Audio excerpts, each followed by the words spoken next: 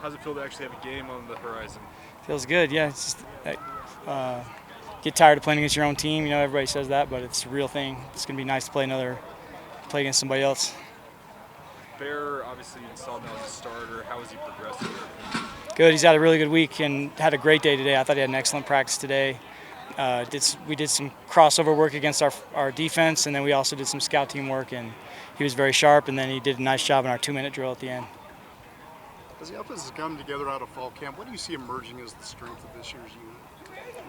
Well, just we have a couple of veteran players that are really good players. You know, L.J. Martin, Chase Roberts, a few of those old linemen that have played a lot of ball. You know, Austin Leosa's played a lot of football, and you know, I'm going to forget somebody, but the main thing is just those veteran players leading the way, and so we can get good execution around a freshman quarterback.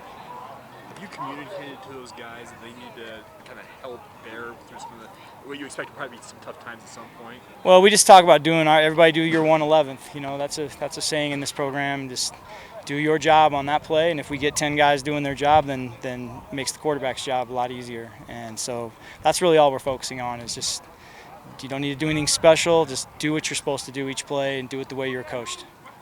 We talked to Jay yesterday and asked him how he plans on approaching this game. FCS games usually can get out of hand and get more guys into the game. How will you approach that with a guy like Bear, trying to get him reps versus not letting the game get out of hand? I don't even want to think about that because every time I've been involved with making some kind of plan like that, then the game doesn't go as you expected. So we want to go out and we're going to treat every opponent the same. We'll go out there and take care of business, and if something like that happens, then we'll deal with it when it comes. Have you settled on your offensive line yet? Well, yes. I mean, we have 6 or 7 guys that I think I would consider starters. You know, and depends on health and stuff who's playing where on Saturday, but we have, yeah. As far as running back depth goes, L.J. Martin, Sione Moa, has anyone emerged in that running back group, and how do you feel about the depth? Joe Vessa and Preston Rex are both going to play as well. Those guys are right behind those two and doing a lot of good things.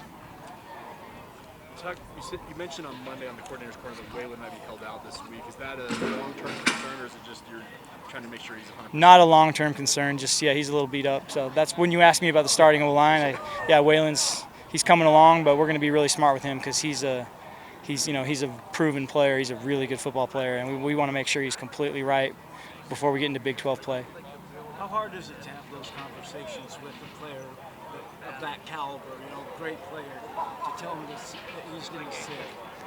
Yeah, I mean, great players want to play, but it's not hard. It's just part of the job. We have to have tough conversations with guys all the time, and it's part of the deal. We've talked so much with Bear about how impressive it was for him to be able to pick up a playbook the way he did in such a short amount of time. Sometimes it's easy to forget that Tigers did the same thing, Yeah. at almost the exact same time. Just how impressive have you been with his transition here and earning a spot on the 2D? Yeah, similar to Bear. I mean, Tiger's a pretty smart guy. He graduated from Stanford in 2.5 years with a 4.0 in computer science. So our playbook, I think, was pretty easy compared to that. So. You've had a couple years now with the coach-to-player headset integration in their helmets. How beneficial is that starting a freshman quarterback to be able to communicate with him like that? Great question. That's huge, and I think this year we've refined our system a little bit, so I think we can communicate even better this year than we did last year. We've made a few tweaks to some of our terminology so that we can be able to talk more before we snap the football. I'm not going to be telling him what to do every play. I don't want to fill his head with too many ideas, but definitely can give a couple reminders before you snap the ball. You simplified play calls in that regard for him? Well, it wasn't for him. It was actually for Jake. We streamlined our offense for Jake because we thought we were going to try to play as fast as we could this year and get more snaps. And it turned out to be, blessing in disguise, though. It turned out to be beneficial for Bear because we trimmed down some of our verbiage. Anything else?